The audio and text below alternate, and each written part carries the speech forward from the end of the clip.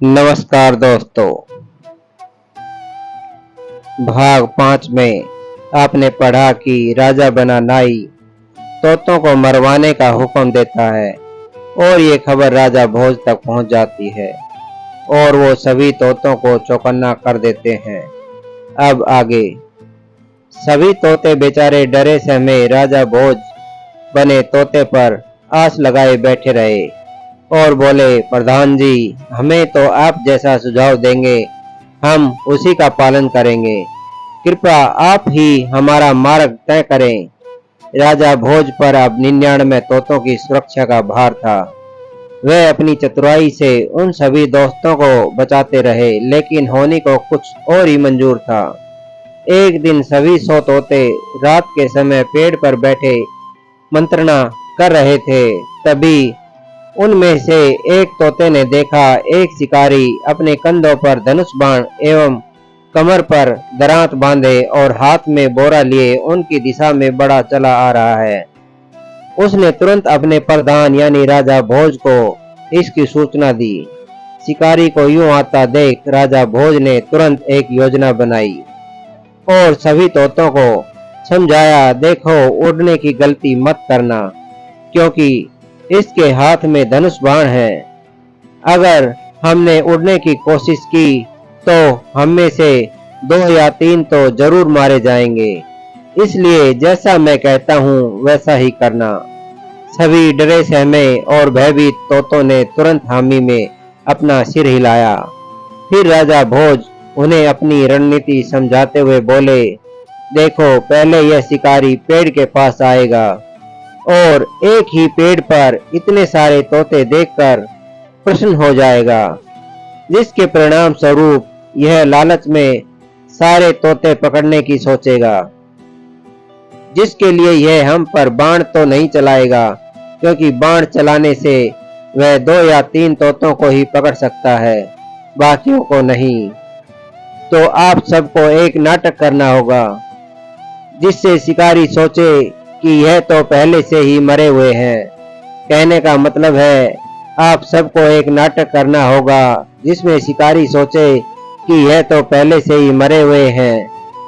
कहने का मतलब है आप सब अपनी गर्दन इस कदर लटका दो जिससे ऐसा प्रतीत हो जैसे हम मरे हुए हैं।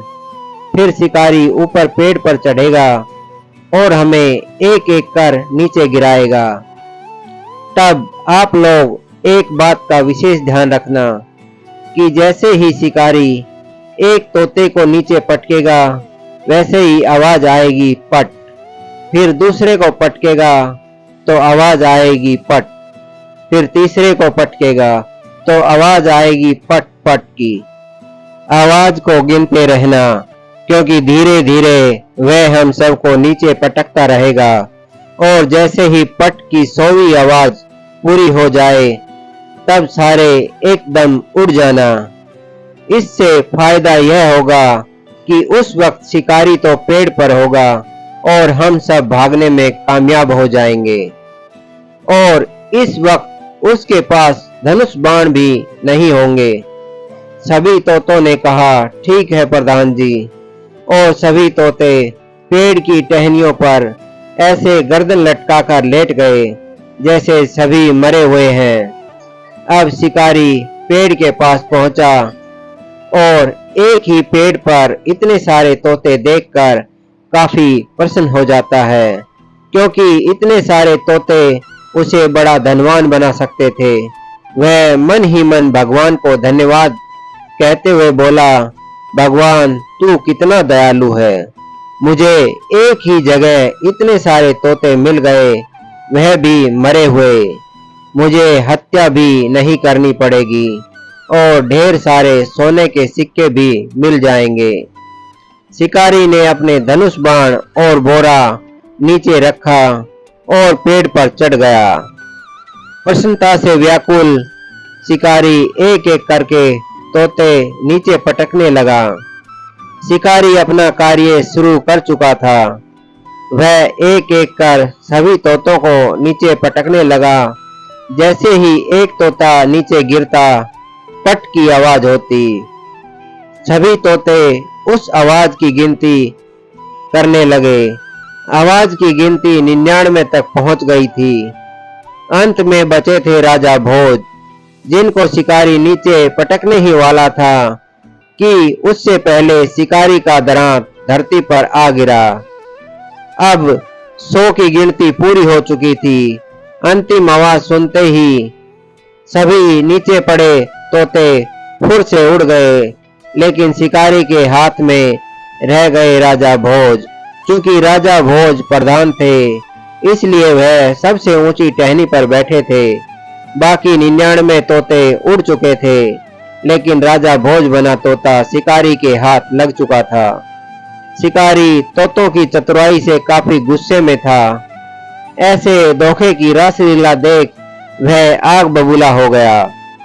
शिकारी राजा भोज बने तोते को बोला, मेरे साथ तुमने बड़ा धोखा किया है, लेकिन मैं तुझे अपने हाथ से जाने नहीं दूंगा। कम से कम मुझे एक सोने की सिक्का तो मिलेगा। शिकारी पेड़ से नीचे उतरा और राजा भोज बने हुए तोते को अपने हाथों में पकड़ नगरी की तरफ चल दिया। चलते चलते रास्ते में तोते ने कहा, शिकारी भाई इधर उधर देखने लगा और बोला, मुझे किसने आवाज लगाई?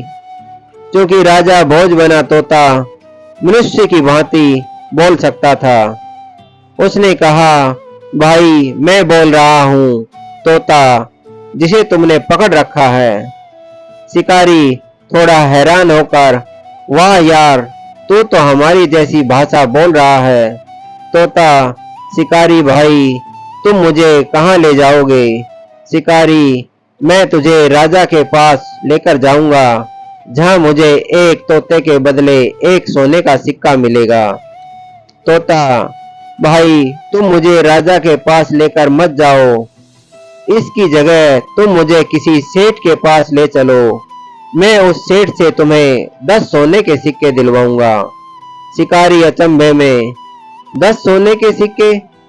तोता, हाँ भाई बिल्कुल, मैं तुम्हें 10 सोने के सिक्के दिलवाऊंगा। शिकारी, तो ठीक है, मैं तुझे एक सबसे अच्छे सेठ के पास लेकर चलता हूँ। तोते के चेहरे पर अब कुछ खुशी के अक्षर नजर आए। शिकारी उसे लेकर एक सेठ के पास पहुंच गया। वहां जाकर शिकारी बोला, सेठ जी, यह तोता मैंने जंगल में पकड़ा है, जिसे मैं आपको बेचना चाहता हूँ। सेठ, भाई भला मैं इस तोते का क्या करूँगा? इसे ले जाकर राजा को दे दे, तुझे एक सोने का सिक्का मिल जाएगा। शिकारी, लेकिन यह तोता कहता है मुझे राजा को नहीं अपितु किसी सेठ को बेच दो। आप खुद ही इससे बात कर ले। सेठ अचंभे में, क्या यह तोता बोलता है? शिकारी, जी सेठ जी, यह तोता बोलता है, बहुत ही समझदारी भरी बातें करता है। सेठ, ठीक है, अंदर लेकर आ जा। फिर सेठ शिकारी वह तोते को अंदर लेकर गया और बैठकर तोते से विचार विमर्श करने लगा। तोते ने कहा, सेठ जी, आप मुझे 10 सिक्कों में इस शिकारी से खरीद लीजिए। मैं इन 10 सिक्कों के बदले आपको 1 लाख सिक्कों की आमदनी करवा दूंगा। अगर आप मुझे नहीं खरीदोगे तो यह शिकारी मुझे राजा को सौंप देगा और वहां मुझे समाप्त कर दिया जाएगा। सेठ अचंभित था, क्योंकि एक तोता उसके सामने बैठकर इतनी समझदारी भरी बातें कर रहा था। सेठ ने तुरंत 10 सिक्के निकाले और शिकारी को दे दिए। अब तोते ने शिकारी से कहा, शिकारी, अपने ईमान पर रहना, किसी को बताना मत कि मैंने फलां सेठ को तोता बेचा है। शिकारी ने हामी भरी और खुशी खुशी अपने घर चला गया।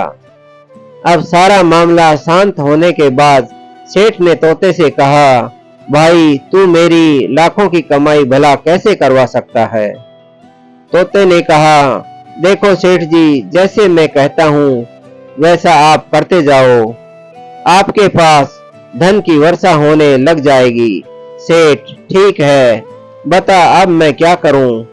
तोते ने कुछ सोचते हुए कहा, देखो सेठ जी, कल तुम गुड़ खरीद लो, जितना भी खरीद सकते हो खरीद लो, क्योंकि एक सप्ताह बाद गुड़ का भाव दुगना हो जाएगा। सेठ ने ऐसा ही किया और पूरे शहर का गुड़ खरीद लिया।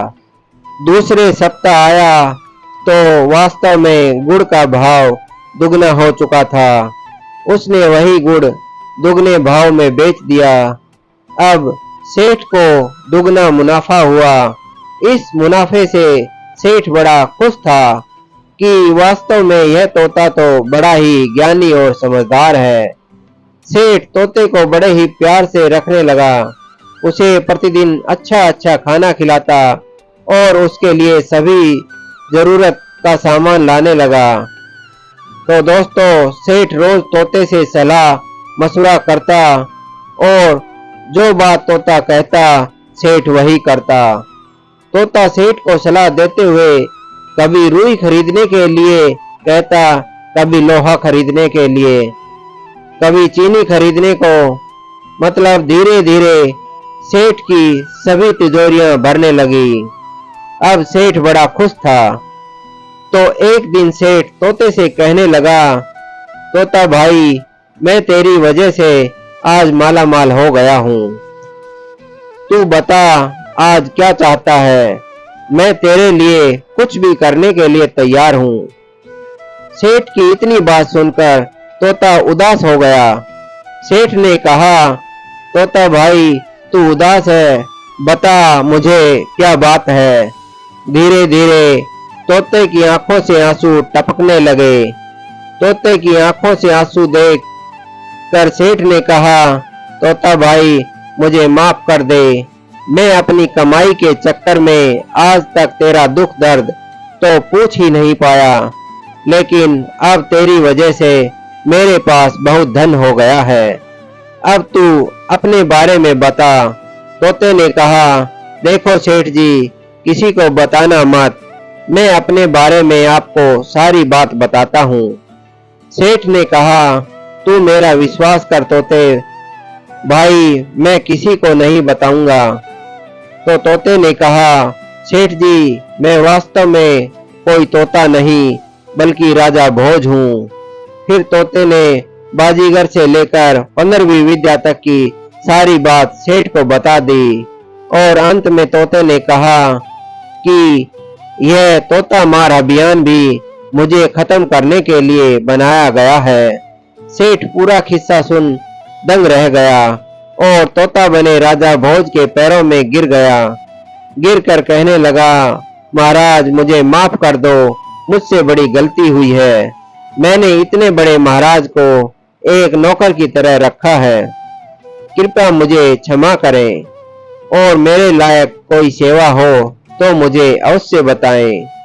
तोते ने कहा, आपकी कोई गलती नहीं है, यह तो मुझे मेरे कर्मों का दंड मिल रहा है, लेकिन आप कुछ कर सकते हो तो मुझे किसी भी तरीके से एक बार छुपाकर रानी सत्यवती के पास पहुंचा दो तो आपकी बड़ी कृपा होगी।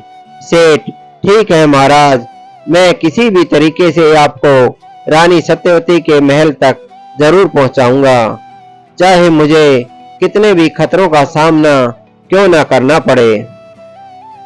दोस्तों, भाग 7 में आप पढ़ेंगे कि क्या राजा भोज रानी सत्यवती तक पहुंच पाएंगे और अगर पहुंच पाएंगे तो क्या प्रतिक्रिया जब एक तोता अपनी पत्नी सत्यवती से अपनी मूंछ का बाल मांगेगा। क्या असली राजा भोज को अपना शरीर वापस मिल पाएगा? इन सभी कार्यों को करने में अभी किस किस समस्या का सामना करना होगा राजा भोज को, जानने के लिए बने रहें हमारे साथ और कमेंट्स करके जरूर बताएं यह भाग आपको कैसा लगा और हमारे चैनल को सब्सक्राइब जरूर करें। ऐसी ही ऐतिहासिक, हिस्टोरिकल और मन को रोमांचित करने वाली कहानियां आपके लिए लाते रहेंगे।